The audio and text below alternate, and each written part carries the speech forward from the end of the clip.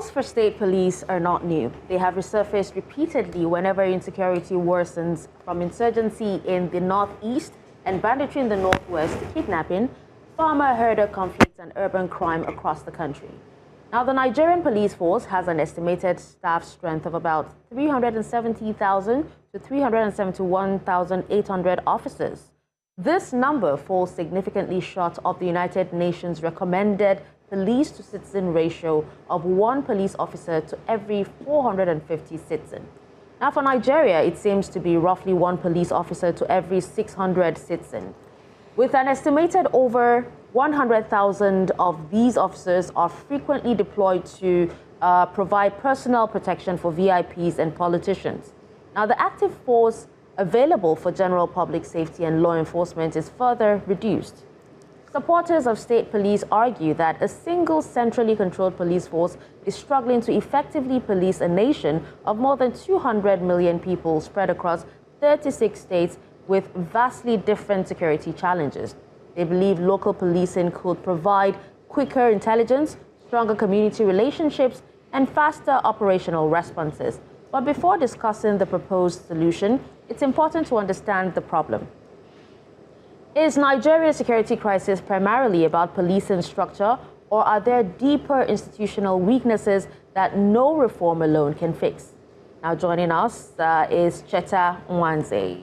Thank you for joining us, Cheta. Thank you for having me. Good morning. You came ready for us this morning. I know. All right, let's get into it because we have a lot to talk about. So, Cheta, over the past decade, security, or rather insecurity, has taken different forms across Nigeria, from insurgency to banditry to urban crime. So why has the current centrally controlled policing structure struggled to adapt to these evolving threats? And was it even created to be able to adjust and adapt as needed? So let's start from the second question. Was it created for that? The short answer is no. So the Nigerian police, the Nigerian army, the Nigerian security states generally was not created for the Nigerian people. It was created as a colonial oppressive force. So as an example, the Nigerian police... It started as constabulary, so there were 4 constabularies initially. So kind of modeled after the policing system that you have in the UK, who were our colonial masters. So that back then, you had a situation where you had the Hausa Constabulary, you had the Niger Delta Constabulary, which covered pretty much what we now call Southeast and South-South Nigeria, with the exception of Edo State. You had the Western Constabulary, which covered pretty much Southwest Nigeria, including parts of Kwara and then most of what is now Edo State. And then you had the Colony Constabulary, Lagos, which covered the capital at the time, Lagos. So these were 4 separate police forces for the territory called Nigeria. And they were merged in 1930 into the Nigerian police force. The question that we should ask is, why were they merged? And the answer was for better control. You see, there was this little thing that happened the year before called the Aba Women's War, which the colonial authorities called a riot in order to delegitimize it. The women were protesting for something very, very legitimate. Unfair taxation. Yeah. And, for the English, especially as a colonial construct, for the English, when you start talking of taxation, it makes them very uncomfortable because they lost what has become historically what could have been their most profitable colony, the United States, over a... Tea tax. Yeah, over taxation. Boston Tea Party. Yeah. And a lot of the quarrels in India, which was now their second most profitable colony, or which was their most profitable colony at the time, was over taxation. The Amistral massacre, 10 years before the Aba Women's War, was all about taxation. So the district officer in charge of the Niger Delta Constabulary at the time ordered the men to put down those women. And the euphemism, when they say put down, the euphemism is kill them. And the men refused, the policemen refused. So they went to get policemen from the Lagos, the colony police force to do the killing. So if you, again, one thing that the colonialists did, which we have failed to imbibe, is they kept meticulous records. very unfortunately, we don't know how to keep records in Nigeria. So as an example, till today, you don't know how many people were killed in the Lekki massacre 6 years ago. But if you go through the history, all the women who were killed in the Aba Women's War, their names and their hometowns, because note that back then, we didn't have very good records for date of birth. A lot of people listen. So the one man who was killed was a guy called Alimi, a Yoruba guy, a policeman from the Lagos Constabulary. Now, you have to take into context the geopolitical context of Nigeria at the time. 1929, Nigeria was just in existence for 15 years. So at the time, those people were not from the same country, because all of them who were killed were older than Nigeria. The man and the 50 women were all older than Nigeria. Nigeria did not, because the colonies just created something called Nigeria just for administrative convenience. They didn't put in any effort to make the people feel like ownership, one. one. So it was easy for them to get Yoruba-speaking men to shoot Igbo or Efik or Ibibio-speaking women because they were from different countries. Okay, I need you to. They're in my ear about time. They're in my ear about time. So the lesson that the colonists took from that was merge the whole thing into a single police force and deploy policemen outside their areas of origin, which is why we have that aberration called police barracks. You go to the UK, you go to the US, do you see police barracks? They live among the people. They live among the people. That's true, because we haven't really thought about that. There's some things that we have grown into, and we haven't really questioned or challenged or said, let's pause a bit and think about this thing. Does it really make sense in today's dispensation, in today's life that we're living? But we'll take a short break now, because, we just started the conversation, but let's just get the break out of the way, because we need to ask the questions and find out whether the centralization of the police force has placed pressure on every other thing that's happening in the country. Stay with us. Back to Jesse, we're talking about the possibility of the state police and whether that is the change that we need in the country in terms of security. And we still have Cheta Nwanze, partner at SBM Intelligence, with us. Before the break, I was telling Cheta, I was going to say that, so we've established that Nigeria as a country operates, a single federal police force for a highly diverse country. Question is now, has this centralization placed pressure on the operational effectiveness, especially in regions with unique and rapidly changing security challenges in the country? Of course it has. There are two examples that I always like giving. So Nteje is a town in Anambra State. In what? In Anambra State. Okay. And for the longest time, the DPO, if you are going from Onitsha to Oka, Nteje is to your left. Along, it's not too far from Aba, which is Chimamanda's hometown. Yeah. Now, the police station is just on the express. The DPO of that police station, for the longest time, I don't remember the year that he was finally redeployed, was a Yoruba guy who lived in Oka and never learned Igbo. How will he be an effective policeman? Now, there was a time I visited a place called Itu. It's on the border between Cross River and Akwa Ibom. Now, they had a communal crisis, and policemen were deployed to keep the peace. Now, clearly, you know that area. Yes. The bridge that crosses the River Cross is actually very high up, very elevated. It is. While the two communities that were fighting are at the foot of the valley. The policemen that were deployed never set foot in that community. I introduced them to the head of the community. Why? Because those policemen were deployed from Plateau State. They were Hausa speaking. They could not interact with the community that they were meant to police. How? So you're saying that is a fundamental problem? Yes, it is a fundamental problem. The Nigerian... So, see, a few years ago, and this is something, thoughts always evolve based on realities. A few years ago, I would have been completely 1,000% in support of this move to make the police state to create state police forces.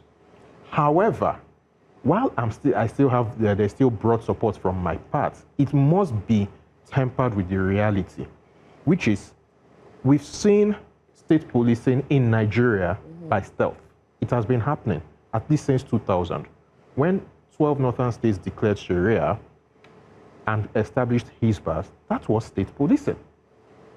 They had established state police by default, and it has crept up ever since.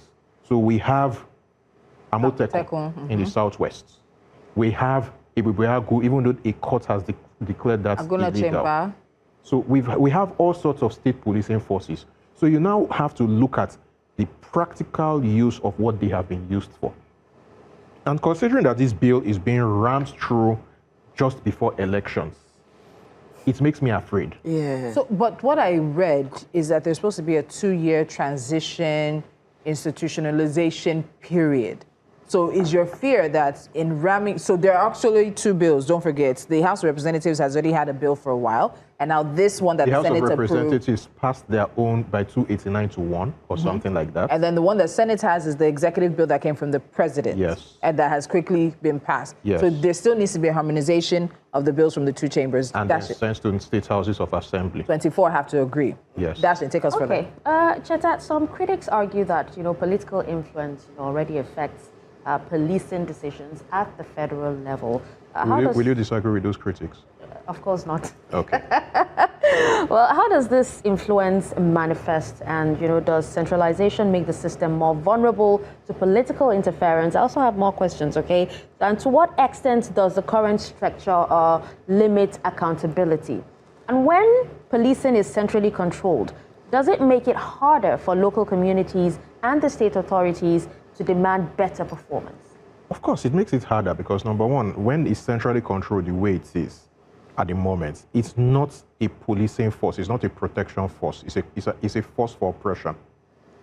You are bringing people who have no idea of local context, you are bringing people who have no idea of cultural nuances, and then you are just bringing them with the force of the state to impose.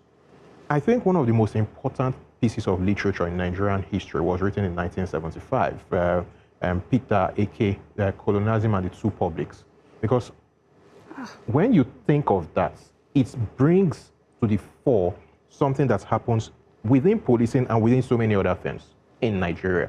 So you have two publics. You have the Nigerian public, he called the prebendal public that's the primordial public, is the one that we all default to. So around this table, there are 4 of us from 4 different parts of Nigeria. Do you think that somebody from Toulouse village can come to my village and be an effective policeman? When for a start, the locals will not trust him. And I picked Toulouse and myself for a simple reason. I gave the example of Nteje police station earlier. Nteje is a day's walk from my own village. You understand? So it's not that far. So it's actually a practical situation. The locals did not trust, and as a result, he could not be an effective policeman. You understand? Yeah. That policing at its very heart is about community trust. Yeah. Because policing is not an exact science anywhere in the world. Forget what you say in CSI, New York, and the rest of them. The reality is that there's a lot of guesswork. I think something that is closer to real policing is from Casablanca. Something that happened, the police chief came in and then told his person, oh, they've just killed this person, round up the usual suspects first. Because that's what really happens. A policeman knows all the quote-unquote bad boys in the area. Yeah. He speaks to all of them. They speak to him. Yeah. So when something happens, they go and round all of them up, and then they will sit down. Process of elimination. Sit down and then discuss before all the scientific things start coming into place. Yeah, but that also has... It doesn't happen here. No. And it also has its limits as well. It boxes you into an assumption, and you don't look at other directions. Yeah, but no, but the thing is... They can get in that creates the assumption from which you can start building. So something happens in your area, you know every quote-unquote bad boy in the area and their capabilities. But by the time you have spoken with all of them, you can eliminate. And a very great example of how that happened is from the US recently. Luigi... the guy who killed the pharmaceutical or the HMO boss. Luigi, it was process of elimination that eventually got to him. And then they had a big break. You need to do the process of elimination first. Before if you've not done the process of elimination of the usual suspects, as it were, when the big break comes, Yeah. You'll be looking at it and you know what you're looking at. Okay, so Cheta, let's move into this European Union Agency for Asylum report. In an independent report into the Nigerian police, they reported that out of just over 370,000 strong police force, over 100,000 police officers are frequently deployed to provide personal protection for VIPs and politicians, which of course reduces those available to keep the rest of us safe to how many, if we do the simple math.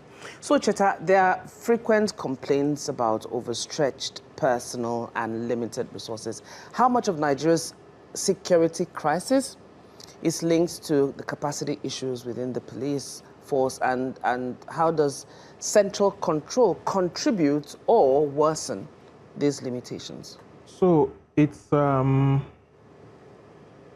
first things first, there is clearly a problem. The police force has never, at least since it started being systematically underfunded by the military governments.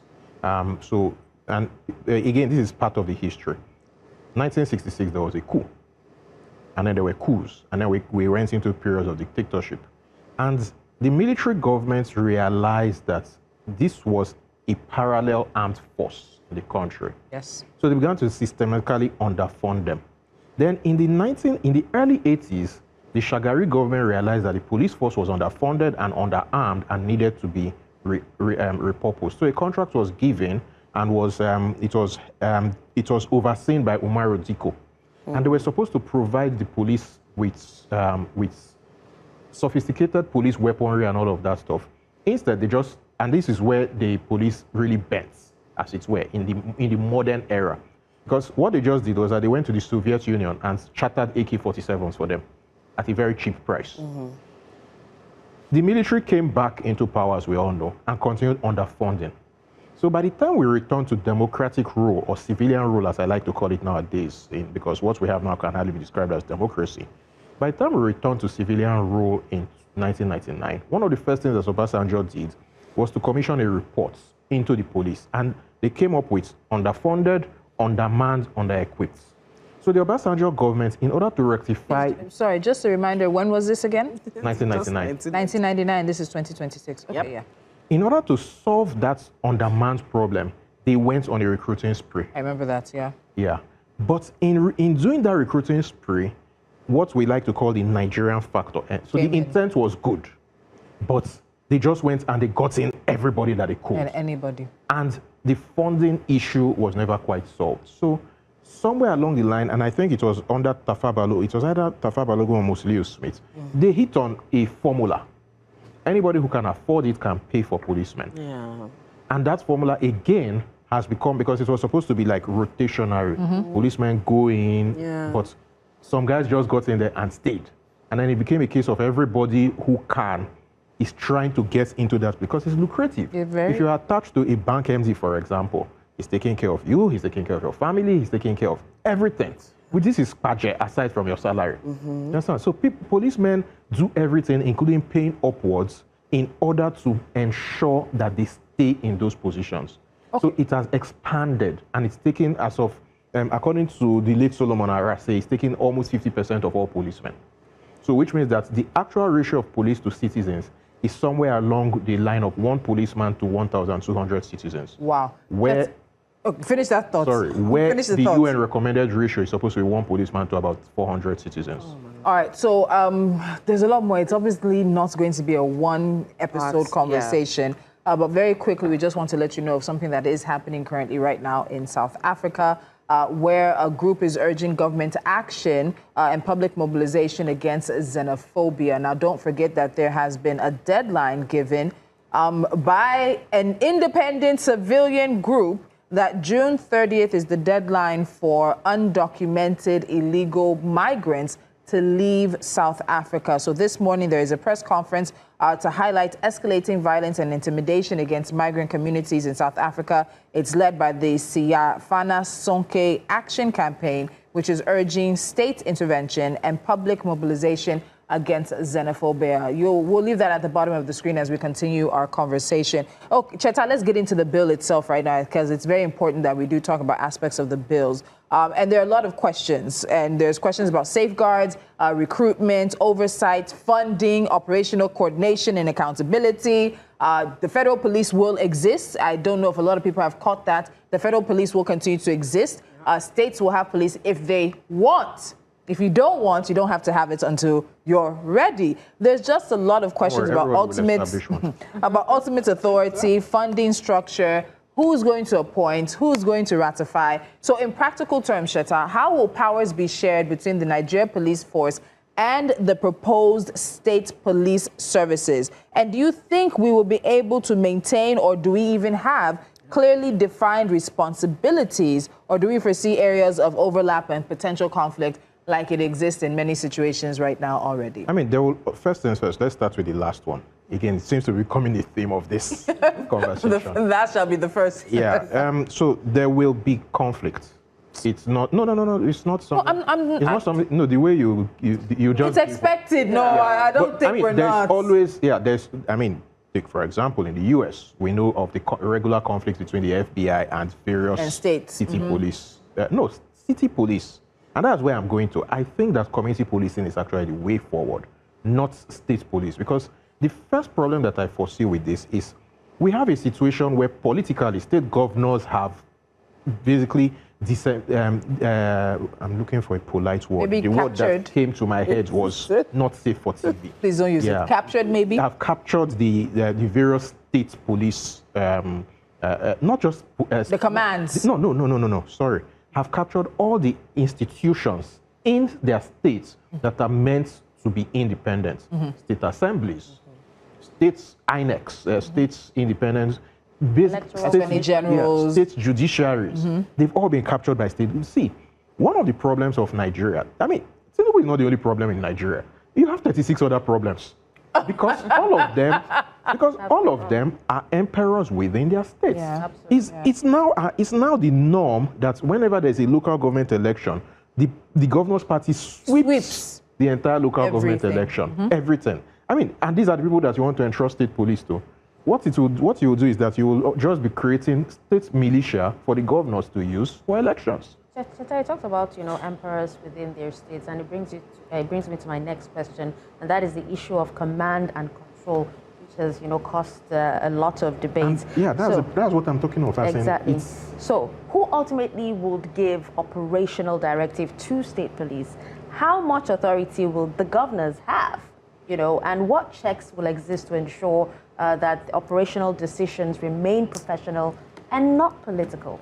So is that an impossibility? But if we have some facts, hold on, Cheta, I want to make sure. We have some facts about sorry, it's a Monday, the proposed legislation, which just talks about... It's supposed to set up the Nigeria Police Council or something like that. That the police commissioners can report to if the governor is overstepping his bounds. And then there'll be a state commission as well. Yeah, that's the state commissioner. There's a national one headed by the president and governors. Yes. So according to the bill, the state police commissioners are meant to be able to report to the national police, to the Nigeria Police Council is the word, which will have oversight. Keyword there, oversight, but not control. There's a difference. However, it brings a question immediately. Which police commissioner will risk his career to go and report? Given that the governor, at least through the state assembly, can remove the commissioner and the governors control the state assemblies. So we have to, these are practical issues. See, it's one thing to have a bill with all the right sounds but there is a difference between intent and practicality. Thank you. I agree. And that's the problem that we're going to keep facing. It's the problem that we keep facing in this country routinely. Intent is good. Yeah. You read, for example, the Electoral Act. Oh yeah, it reads beautifully. Very nice prose. But how do we translate very nice fiction. that? Do you get? On the things that read beautifully, I want to ask you about the fact that states don't have to have their own state police. So again, what the bill provides for...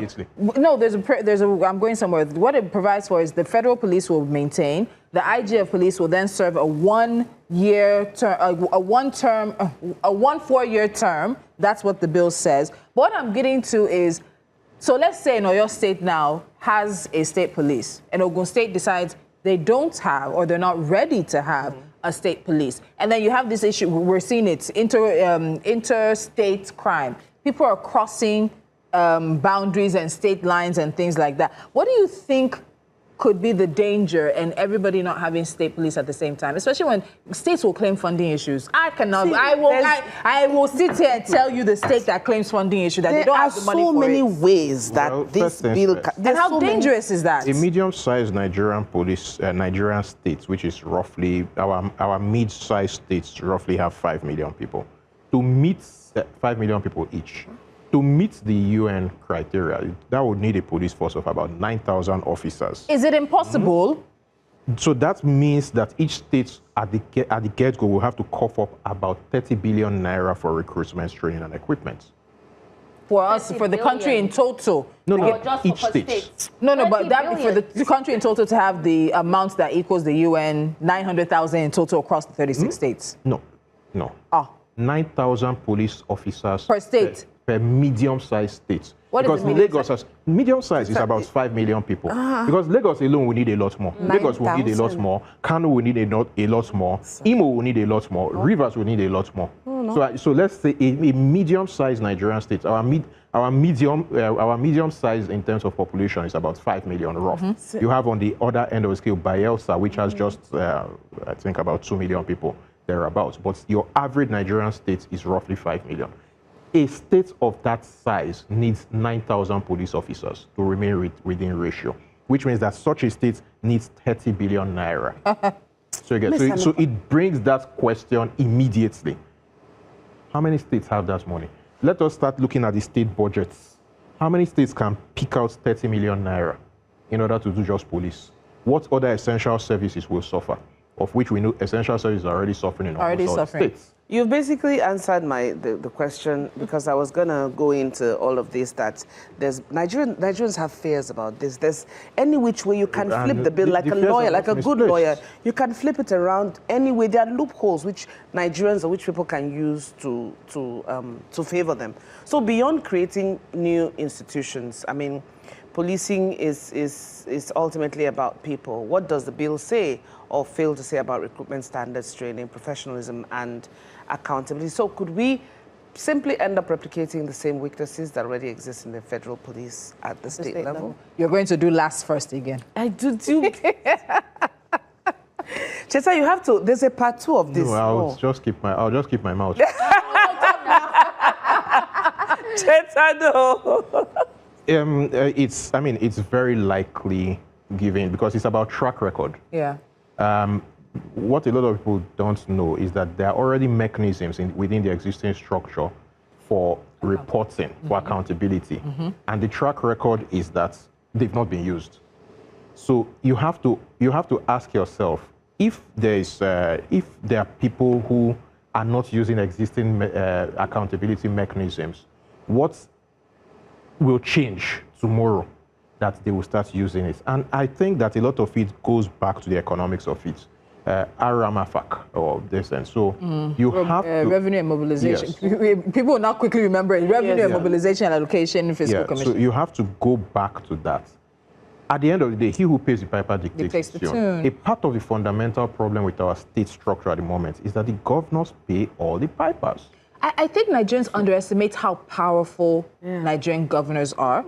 And I think they've done a very good job of what they said about the Bible, about the devil who has tricked the world into believing he doesn't exist. They've tricked Nigerians. It's a sleight of hand.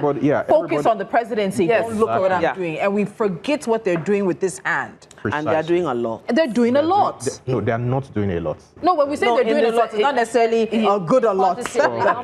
Okay, fair enough. So that's what really needs to be done. Maybe I should make a request to the federal government that if people are watching, come and hire me. Because one of the things that this country needs is actually a major campaign to get Nigerians to understand that flood that you are seeing, for example, it's not Tinubu that is doing it, it's Sanwo-Olu. It's your governor. Yeah, so it's... That school that does not have a roof. It's not the president. Yeah, the rubbish governor. that is not being packed in Lagos. So if you go to Olusoso. you see all the trucks backed Yes. up. Yeah. It's not Tinubu. Tinubu has a lot of faults. There's not even... If we start leaning on Tinubu's faults, we won't live here today. But at the end of the day, Sanwo-Olu has faults.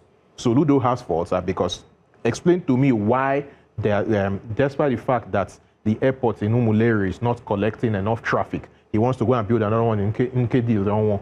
I think, how do you explain that?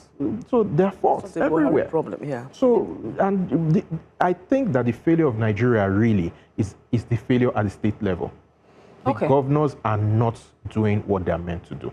And unfortunately, this is a conversation about state police. So does that mean state police, is it a setup to fail? I know a lot of people have hope because of the insecurity that Nigeria currently faces across board. But hope is not a strategy, and hope is not enough. This conversation on state police is, of course, one that will not end today. Security is more than the absence of crime. It is the confidence that when danger comes, help will arrive quickly, professionally, and fairly. For too many Nigerians, that confidence has been tested repeatedly. Whether state police ultimately becomes the answer or simply one part of a much broader solution, today's discussion reminds us that reform is not the end in and of itself. Laws can create institutions, but only accountability, professionalism, adequate funding, and public trust can make those institutions work. This is not going to be our only conversation on state police, and we will be on the streets to find out what Nigerians also believe about the creation of state police. But for now, we're out of here. We had a history lesson and a conversation. We'll see you guys tomorrow at 10 a.m. Have a good one. Bye.